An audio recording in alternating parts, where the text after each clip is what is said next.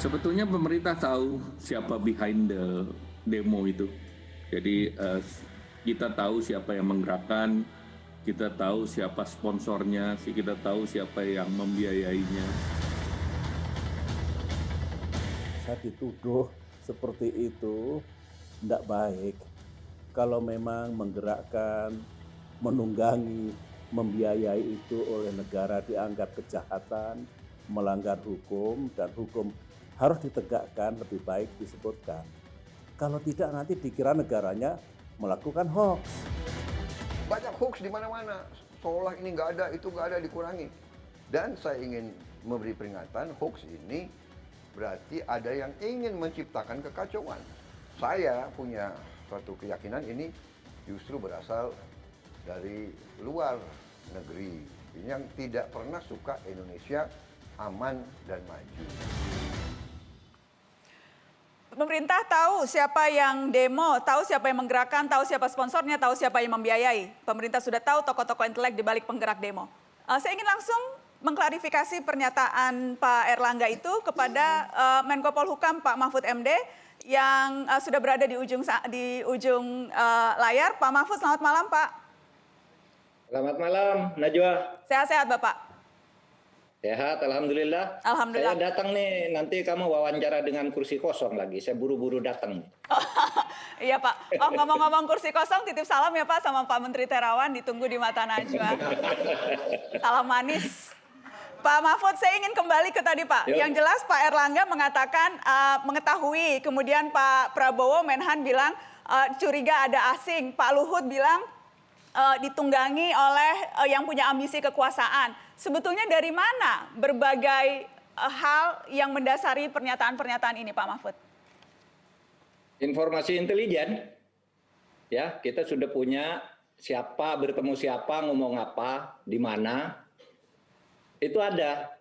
Dan sekarang sudah mulai ditangkap gitu, dan masih akan berlanjut. Saya sudah instruksikan kalau yang melanggar hukum, itu supaya ditindak secara hukum dan tidak ada kompromi politik lagi kali ini. Saya bilang begitu. Biar hukum tegak. Nanti biar dilihat di depan publik buktinya apa. Misalnya ada yang berspekulasi misalnya itu karena meretweet beritanya Pak Mahfud, enggak ada itu. Itu cari-cari aja seakan ingin membelokkan fakta. Kita punya bukti-bukti lain gitu. Jadi tentu tidak bisa saya katakan siapa orangnya, nggak boleh begitu dong. Nanti dilihat aja perkembangannya, Yang jelas, akan tahu sendiri. Yang jelas kan memang aparat kepolisian sudah menangkap sejumlah aktivis kami Pak. Dan disebutkan sangkaannya itu ujaran kebencian, penghasutan yang terkait demo yang menentang Cipta Kerja yang kemudian akhirnya ricuh. Jadi ketika Anda di awal waktu itu menyebutkan pemerintah akan memproses hukum aktor demo, ini salah satunya? Iya. Kan sudah sejak awal kita, sebelum demo itu sendiri kita sudah punya data-data siapa bicara apa, menginstruksikan apa, merencanakan apa, itu gunanya intelijen, dan intelijen itu di setiap negara ada dan sah secara hukum gitu.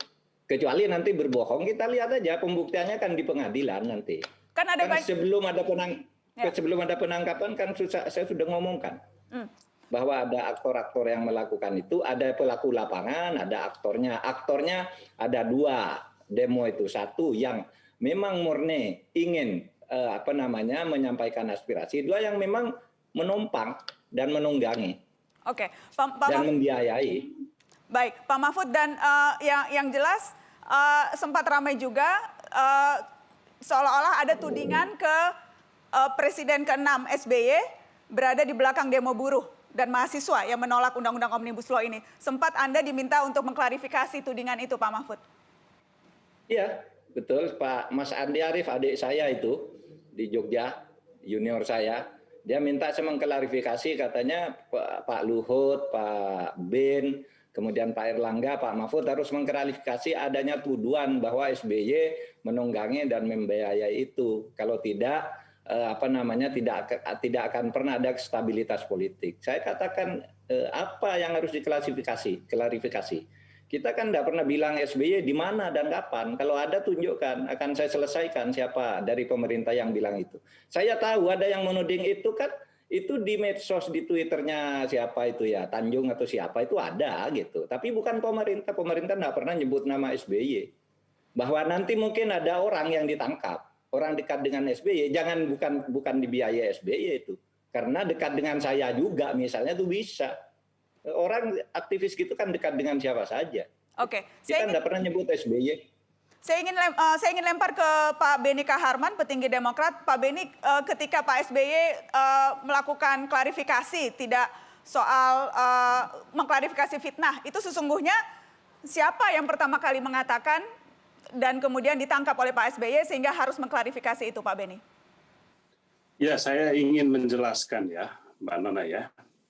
Mula-mula kan pemerintah menjelaskan bahwa aksi demo tanggal 8 itu ada yang mendalangi, ada dalang-dalang, ada yang menggerakkan, kan begitu, ada yang membiayai, kan begitu ya. Itu keterangan resmi pemerintah tanpa menyebutkan dengan jelas siapa yang dimaksudkan ini.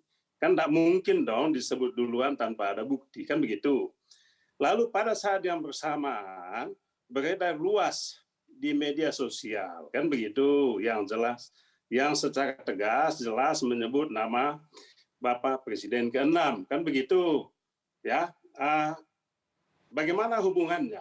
Jadi ada rentetannya, pemerintah tadi, negara tadi menyebutkan ada yang mendalangi, lalu dibikinlah itu tadi medsos itu dengan jelas menyebutkan nama Presiden ke-6, kan begitu. Ya, lalu negara membiarkan, kan begitu. Bukan soal Pak SBY, Presiden Republik Indonesia yang ke-6 loh, diperlakukan begitu kan. Coba bayangkan, media sosialnya dibiarkan. Oke. Kalau memang pemerintah menganggap itu tidak betul, ambil langkah dong, ambil tindakan dong. Ya, ini dibiarkan sehingga bukan salah publik juga kalau ada yang punya pandangan, ada penilaian, ini omongan pemerintah ini tujuannya bisa saja, ya bisa saja yang dimasukkan itu ke Presiden ke-6. Oleh sebab itu kita butuh penjelasan, kita butuh klarifikasi, apa maksudnya. Kalau memang yang omongan di medsos itu tidak betul, tindakan dong dia. Dia yang sebetulnya, orang ini yang sebetulnya menyebarluaskan hoaks, kan gitu. Tapi negara melakukan apa?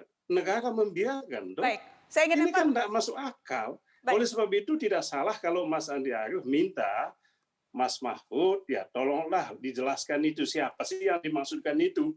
Kalau tidak, saya setuju.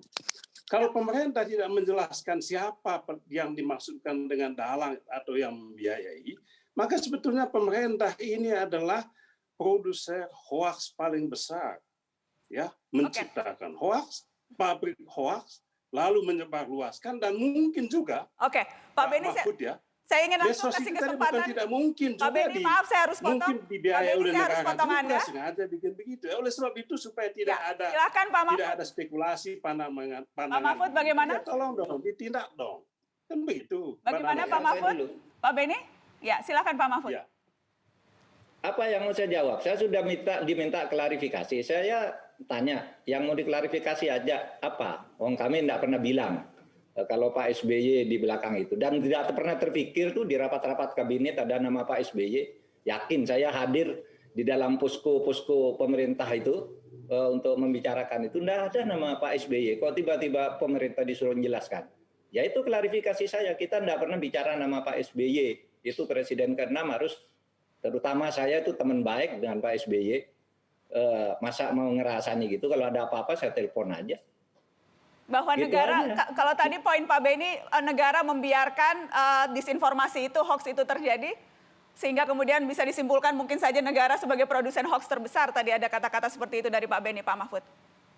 Ya lapor aja yang merasa dirugikan, gitu. Lapor aja yang merasa dirugikan. Itu kan saya ketika mengklarifikasi itu tadi, bahwa saya tidak tahu menahu, saya mengklarifikasi apa, pemerintah tidak pernah nyebut Pak SBY.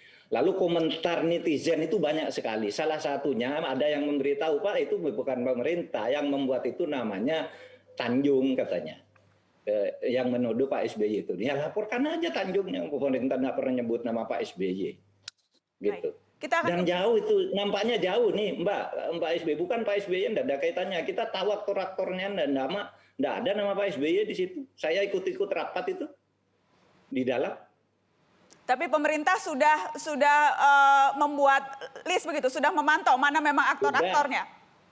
Dan aktor-aktor ini, Pak Mahfud, aktor-aktor ini menunggangi aksi elemen yang mana? Karena kan kita tahu ada banyak elemen yang berdemo menentang Undang-Undang Cipta Kerja. Ada mahasiswa, ada buruh, ada yang kemarin itu Aliansi Nasional Anti Komunis Indonesia, di dalamnya ada FPI, kemudian ada elemen kami. Yang mana nih yang ditunggangi, Pak?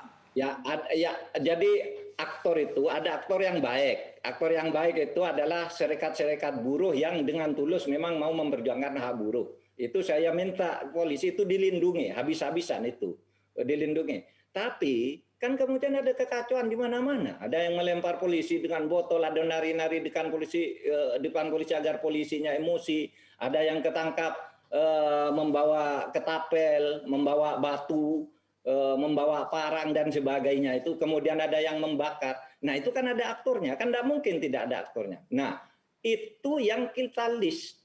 Siapa ini yang mengarahkan, di mana pertemuannya, tanggal berapa, melalui media apa, apakah melalui WA atau ketemu di mana, uangnya berapa bahkan, kita tahu. Gitu. Baik. Loh Bapak, aku bisa tahu. Kita kan punya intelijen. Tugas negara itu di seluruh dunia intelijennya harus begitu dong. Tidak bisa disalahkan. Kita akan kembali, kita akan lanjutkan, saya harus break dulu, kita akan kembali sesaat lagi.